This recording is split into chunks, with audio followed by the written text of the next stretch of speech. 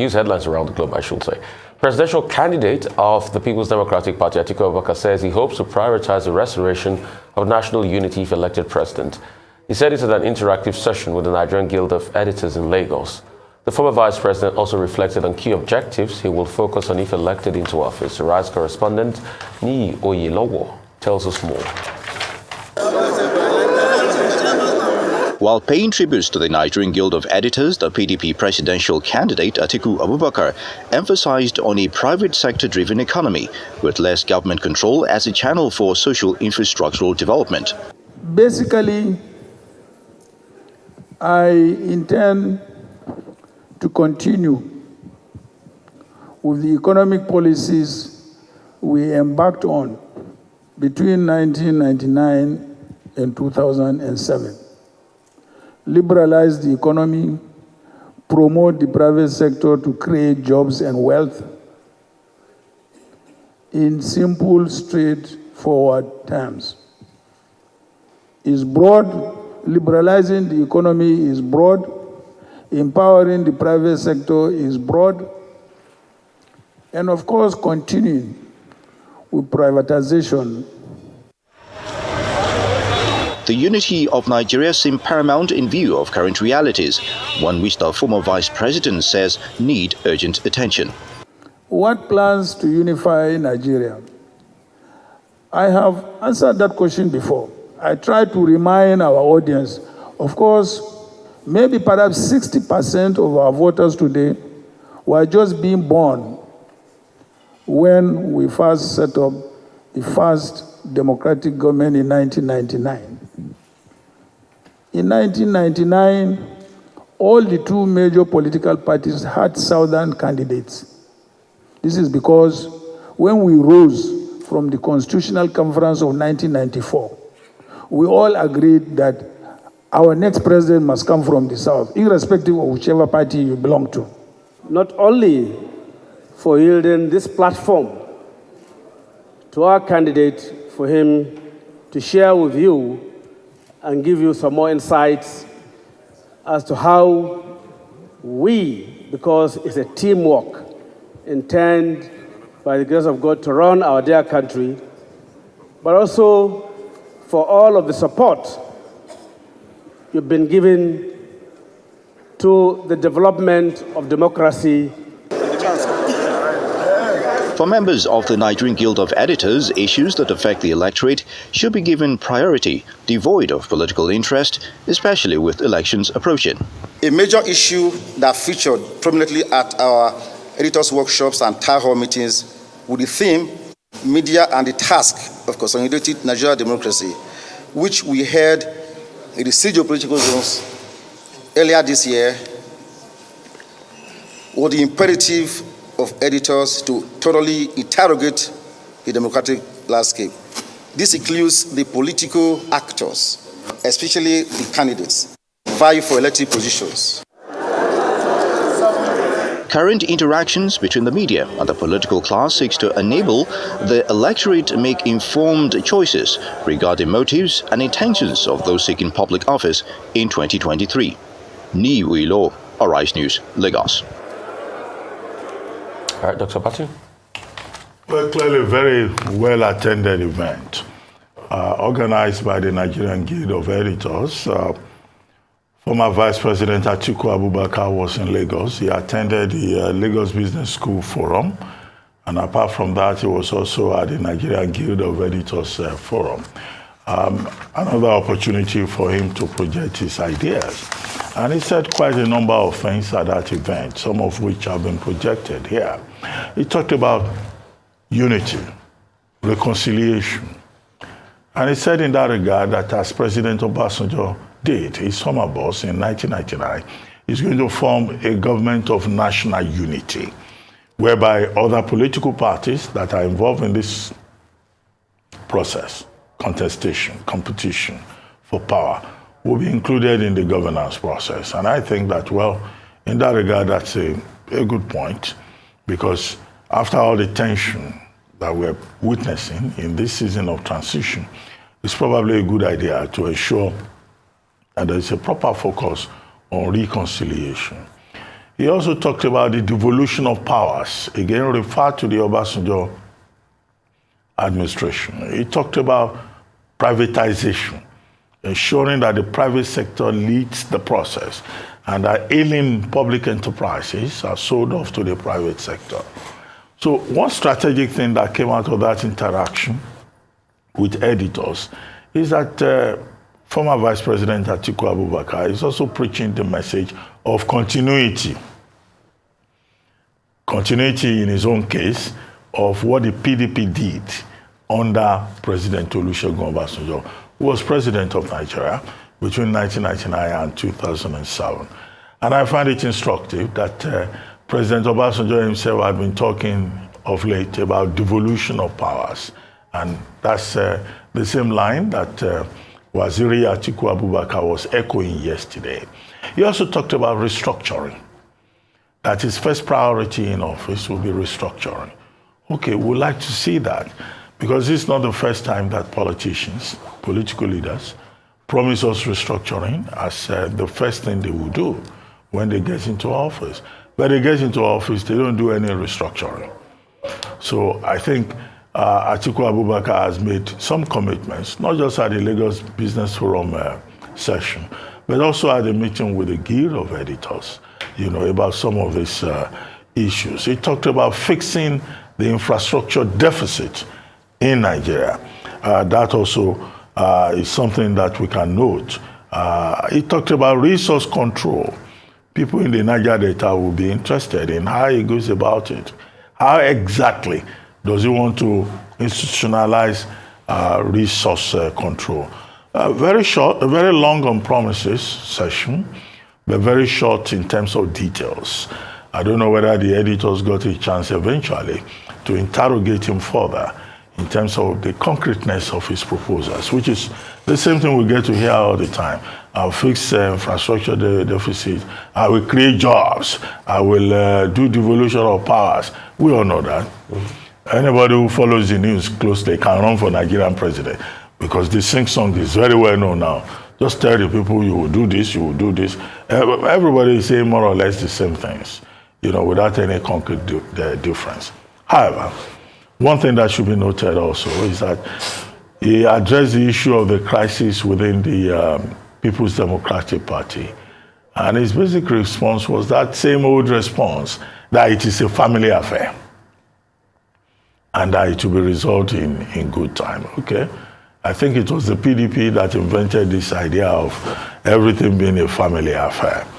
But what we know is that Wike and the allies, the other four, have said that the irreducible minimum for them to even negotiate at all is that Ayu must go.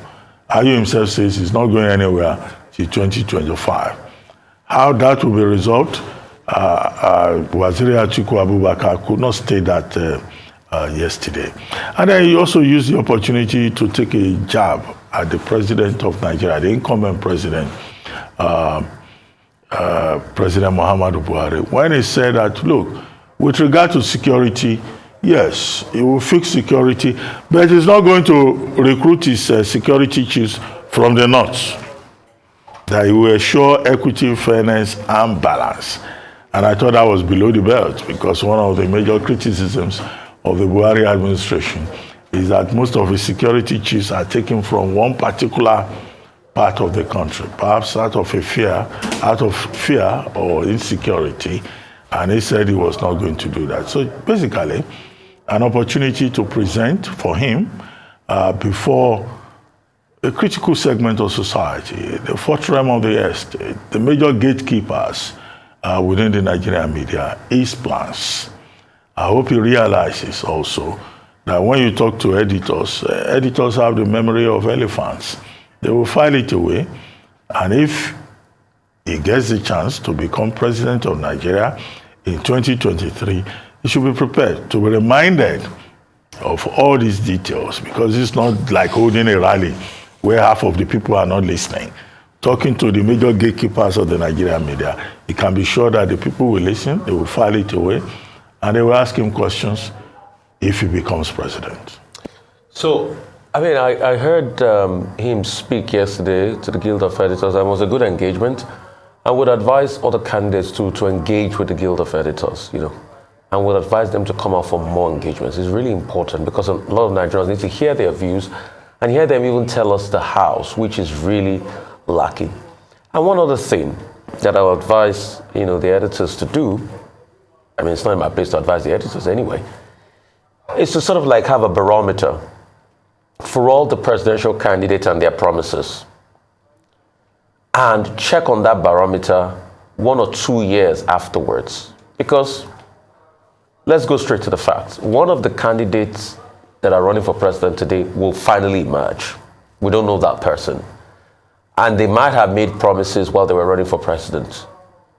So let's have a barometer with all of their promises itemized and start to tick off on them if they meet their promise or not, so that somebody doesn't say in the end that, I didn't promise I was going to turn $1 to $1 and the likes. Based on what he said, he had a lot of bullish ideas, but the problem is always the house. I think it was Civic Hive recently that interrogated one plan in his manifesto where he said he was going to increase GDP per capita to about 5,000. And the question is how? In fact, only about 5 countries have done that in the span of like 5-10 years. 2030, I think, is the benchmark he set. How is he going to be able to do it? What are the parameters that will drive growth? At least candidates should have a fair idea of the areas they want to target. When people say they will create jobs, it's quite nebulous. Because what are the parameters? What are the benchmarks? And furthermore, I think any presidential candidate that finally emerges president, I don't know how well they can talk to the Nigeria Bureau of Statistics to release month-on-month job creation numbers. I think it is time for us to see those numbers because we're in dire straits as regards job creation.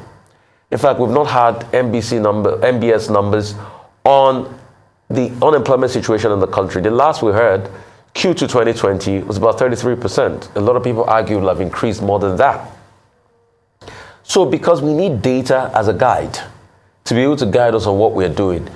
And I should also encourage candidates that data is not, to paint you in a bad light. It is to show you where you are so that you can from there on advance into what you ought to do.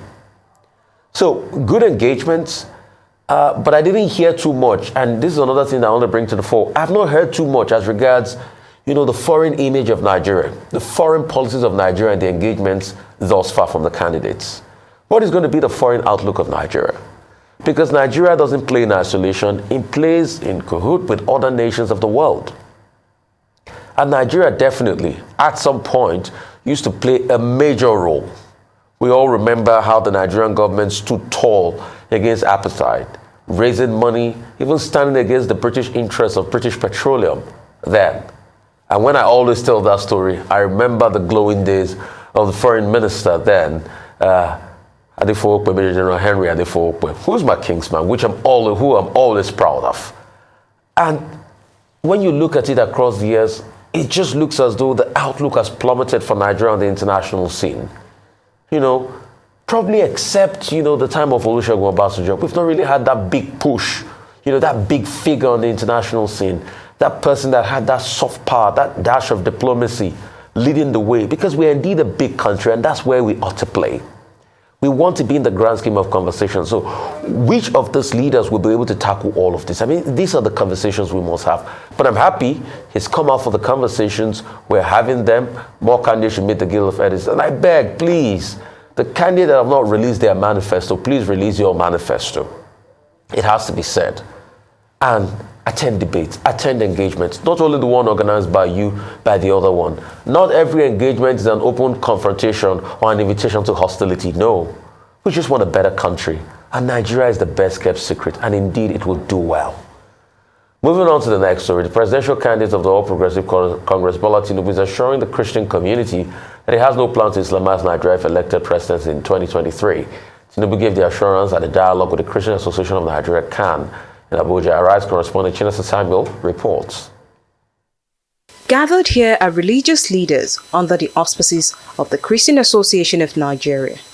Their mission is to dialogue with presidential candidates for the 2023 election with a view to finding solutions to issues peculiar to the Christian faithful. In attendance here is the APC presidential candidate, Bola Ahmed Tinubu, his running mate, Kashim Shettima, Kano State Governor Abdullahi Ganduje, Ebonyi State Governor Dave Umahi, Imo State Governor Hope Uzodinma, Speaker, House of Representatives Femi Bajabiamila, and other party officials. Tinubu began by explaining the motive behind his choice of a Muslim running mate. I select Senator Shettima, thinking more about who will best help me govern than who will help me best worship. I know people have reacted harshly to my selection. They have done so because they've lobbied me, they wanted to be, and I rejected them, even though they were my friend. They don't have part of governance in common. And then assured the Christian body of his commitment to working with the Christian community if he emerges president. The rumor that this is a plot to suppress the Christian community is untrue and is unfortunate. I don't have that agenda. Whatever he's telling you, I was the first who told Nigerians that Governor Tinubu couldn't have Islamized a wife. How much more Islamizing Nigerians? It's not possible. For the Christian Association of Nigeria, the need for sincerity on the part of the leaders remained paramount, hence the creation of such a platform to hear from the presidential candidates. Sadly, since 1914, when our different ethnic, religious, and social groups were merged into one country, our leaders have not consistently and sincerely pursued justice, peace, and righteousness. This failure explains why Nigeria has failed to realize its manifest destiny as the greatest black country in the world. What remains is for us to resolve to do the work of justice and peace and to pursue prosperity through diligent, honest, and intelligent leadership. Other speakers here emphasized the need to shun religious sentiment and prioritize the development of the country. When we are talking of security, Kano is one of the most secured states in the Federation. Most of these things, we introduce technology, and not only that, we introduce community policing where the Muslims and the Christians work together in order to protect the state. In some states, we have Christian governor and deputy. In some states we have, Muslim. But very important is that the Christian faith of Muslim has never determined the development of any state. As campaigns continue across the country, Tinubu says his administration will focus on job creation, education, insecurity, private sector development, and infrastructure for all if he's elected. Chinaza Samuel, Arise News. All right, Dr. Bati. Okay, the same, in terms of agenda, the same usual noises.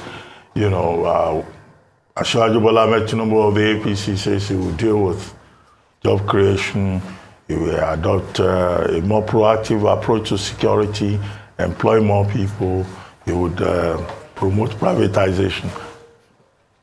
All these presidential candidates, they say more or less the same things. And that is why it's important for us to know how they will go about it, because that's what will differentiate between one person or the other. But I thought that the major purpose of this meeting with the leadership of the Christian Association of Nigeria, led by Archbishop Daniel Uko, was to reassure the Christian community that the APC does not have a pro-Christian agenda. And that was why Asiwaju Bola Ahmed Tinubu was saying at that meeting that his plan is not to Islamize Nigeria. He said that the easiest way out would have been to just pick a Christian candidate, running mate, to fulfill all righteousness and meet the expectations of Nigerians so that it looks like a balanced ticket. But that Nigeria is at a stage whereby it's not about taking the easy way out. It's about looking for the best persons for the job. And that he is convinced that Kashim Shettima, former governor of Borno State, is the right person for the job. And that was why he chose him.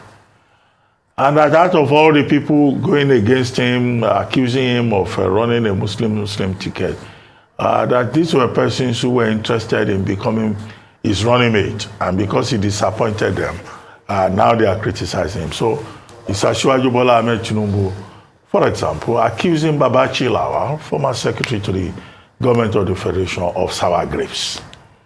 Is he accusing Yakubu Dogara, former speaker of the Federal House of Representatives, of also sour grapes and malice?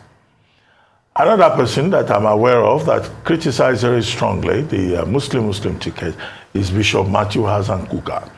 Will he categorize Bishop Matthew Hassan Kuka as one of those persons who wanted to be his running mate? The truth of the matter is that it's not necessarily people who are seeking the running mate position on the APC ticket, but Nigerians generally, who decided, who have argued, beyond partisanship, that, look, it's not good optics for you to run a Muslim ticket. And I guess, this is something that the APC presidential candidate of the APC will continue to defend as we move towards the elections. So it's not enough to accuse people of sour grapes. And then they try to bring in the personal element that everybody in his family is a Christian.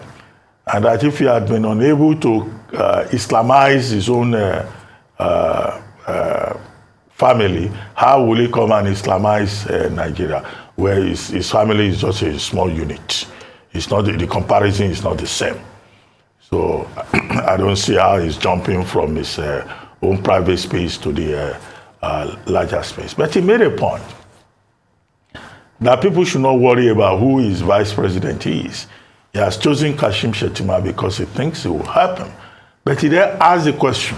He said, what is the vice president? He said, the buck stops at my table, at my desk. The vice president can only do what I delegate to him. And in any case, he doesn't even have powers to grant the prerogative of mercy. So what is the vice president? This is part of the problem we have in this country. And I've had cause to comment at great length on it in newspaper essays, to say that, look, the vice president, deputy governors, these persons are seen as spare tires. And persons who are made presidents or made governors, they tend to see their deputies as, spare tires, as freeloaders on the ticket. And that is part of the problem.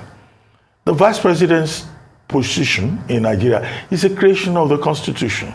Sections 141 and Section 142 thereof, which means that it's a constitutional position. But what the Constitution has not done is to assign specific concrete rules to the vice president. And with Bola Ahmed Tinubu, who is not yet president, saying what is the vice president, that I think betrays a particular kind of mindset, which we should be a wake-up call for Nigerians.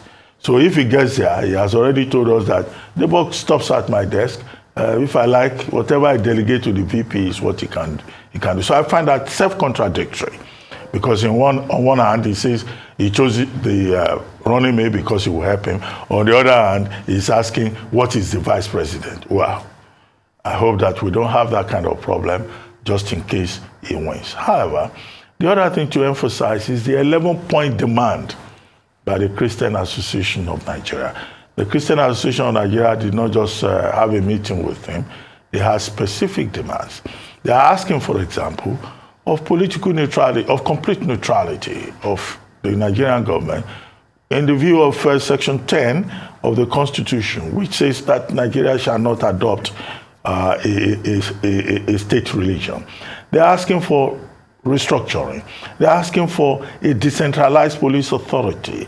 They're asking for enforcement of the fundamental human rights of all Nigerians. They want emphasis to be placed on education and health care. They are saying there should be no open grazing of whether cattle or fish or or fowls or even snakes. No open grazing, not to even talk of cattle.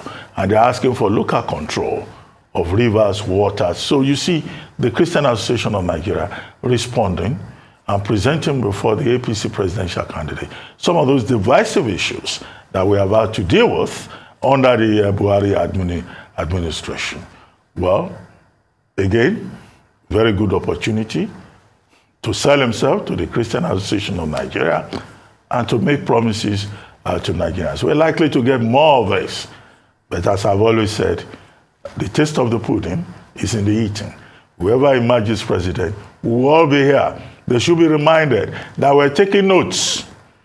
This time around, I don't think many Nigerians will allow a situation whereby a presidential candidate will just come and lie his or her way through the presidential election and emerge and begin to suffer from memory loss. Selective amnesia. And begin to tell us that, did I say that? I didn't say that. No. All these promises that these candidates are making, they should commit them to memory. I mean, very well said, Dr. Abati.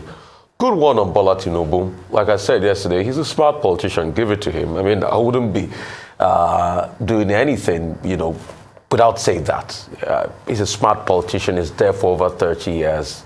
And I'm saying that as objectively as I can. And after the Muslim ticket brouhaha broke out, he knows that he has to engage with the Christian community, and that's what he started to do. But it is the Nigerian people that will decide what happens. And the Nigerian people have a right to decide.